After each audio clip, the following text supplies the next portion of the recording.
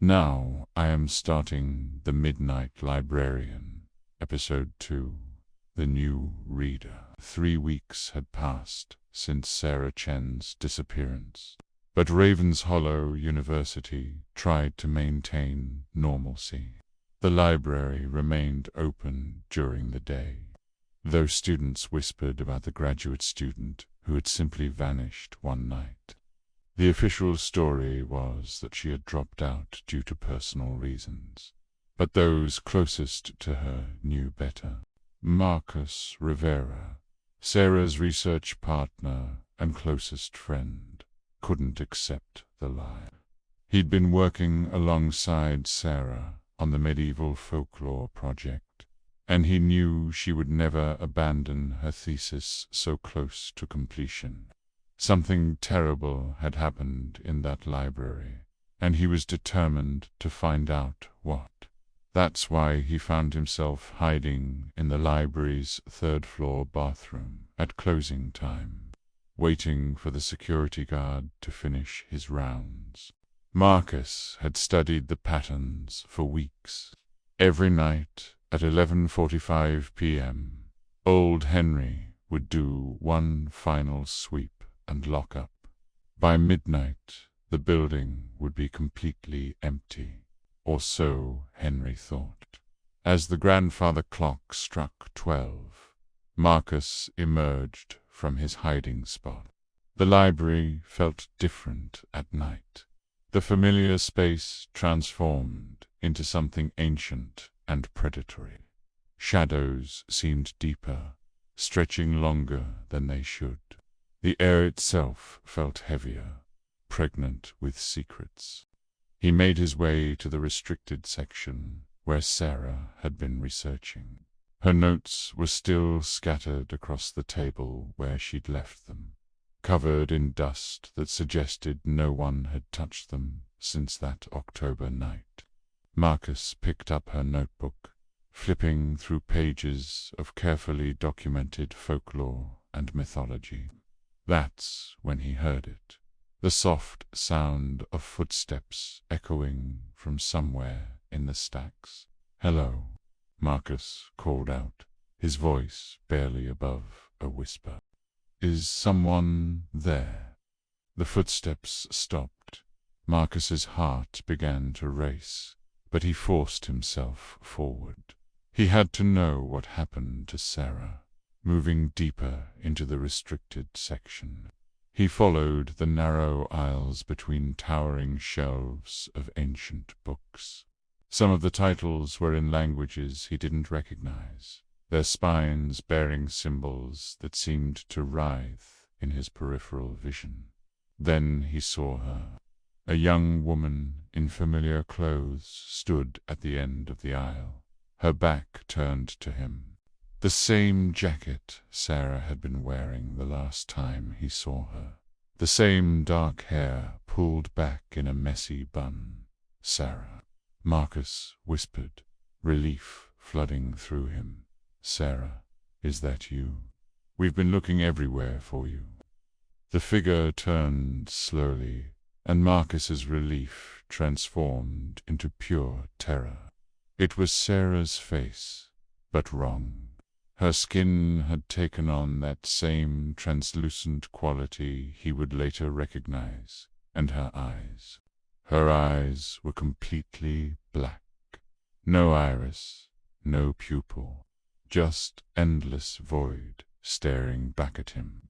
"Hello, Marcus," she said, her voice carrying an odd echo, as if spoken from the bottom of a deep well. "I've been waiting for you. What happened to you?" Marcus backed away, but found himself trapped between the shelves. "What's wrong with your eyes?" Sarah smiled, but it wasn't her smile. It was too wide, too knowing. "I found what I was looking for. The truth behind all the stories we've been studying. The real source of folklore and myth. Would you like to see?" "Sarah, you're scaring me. We need to get you help. Let's leave this place. Leave." Sarah tilted her head unnaturally to the side. But Marcus, I am the help now. I help people find the books they need, the books that need them. As she spoke, Marcus noticed books beginning to slide off the shelves around him, opening themselves mid-air. Pages fluttered without any breeze, and words began to glow with that same otherworldly light he couldn't quite look at directly. You see, Sarah continued, moving closer with steps that made no sound. Every story needs a reader, and some stories need very specific readers. People who understand the power of narrative. People like us, Marco. A new book materialized on the shelf beside him, leather-bound and ancient, with his name carved into its cover in letters that seemed to pulse with their own heartbeat. Marcus Rivera gleamed in gold lettering that hurt his eyes to read. "This one is yours," Sarah whispered. "It's been waiting for you since the moment you decided to come looking for me. The story knows you, Marcus. It knows your curiosity, your need to understand everything. It knows you won't be able to resist." Marcus tried to run, but his legs wouldn't move. An invisible force held him in place as his hand slowly reached toward the book bearing his name. "Don't fight it," Sarah said, her voice now layered with other voices, old voices, hungry voices. "I fought it too, at first, but then I realized the beauty of it. When you read your own story, Marcus, you become part of something larger, something eternal. What are you?" Marcus managed to ask, his fingers now inches from the book's cover. "I'm the keeper now," Sarah replied, "just as you'll be a keeper soon. We collect stories, Marcus. We preserve them, we feed them, and in return they give us purpose, forever." Marcus's hand touched the book, and immediately he felt the same sensation Sarah had experienced weeks before. The crawling, burning knowledge forcing itself into his mind. But unlike Sarah, Marcus had been warned. He had seen what happened to his friend. With tremendous effort, he yanked his hand away and threw himself backward, crashing into the shelves behind him. Books tumbled down around him as he scrambled to his feet. "You can't run from your own story, Marcus," Sarah called after him as he fled toward the main doors. "It's already been written. You're already part of it." Marcus reached the entrance and threw himself against the doors, but they wouldn't budge. He was trapped, just as Sarah had been. But then he remembered something from Sarah's notes, a detail about protective circles in medieval folklore, about symbols that could ward off supernatural influence. Frantically, he pulled out a pen and began drawing symbols on the door, protective runes he dememorized from their research. As he completed the first symbol, the door shuddered slightly. "Clever boy," came Sarah's voice from the darkness behind him.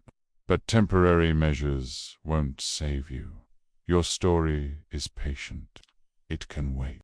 Marcus continued drawing, adding more symbols until suddenly the doors burst open. He stumbled out into the cold night air, gasping and shaking. Behind him, he could hear Sarah's laughter echoing through the empty halls. But as he ran across the campus, Marcus realized with growing dread that his escape might not be permanent, because tucked inside his jacket pocket somehow was a small leather journal, and on its cover In letters that glowed faintly in the darkness was his name. The story had let him go, for now, but it had marked him as its own. The next morning, Marcus would try to convince himself it had all been a nightmare. But the journal in his pocket was real, and every night at midnight he could feel it calling to him, whispering his name, promising answers to questions he'd never thought to ask. And somewhere in the depths of Raven's Hollow Library, Sarah Chen continued her eternal vigil, shelving books, Pan waiting patiently for the next curious soul to discover that some stories choose their readers. The Midnight Librarian was growing stronger, and her collection was far from complete.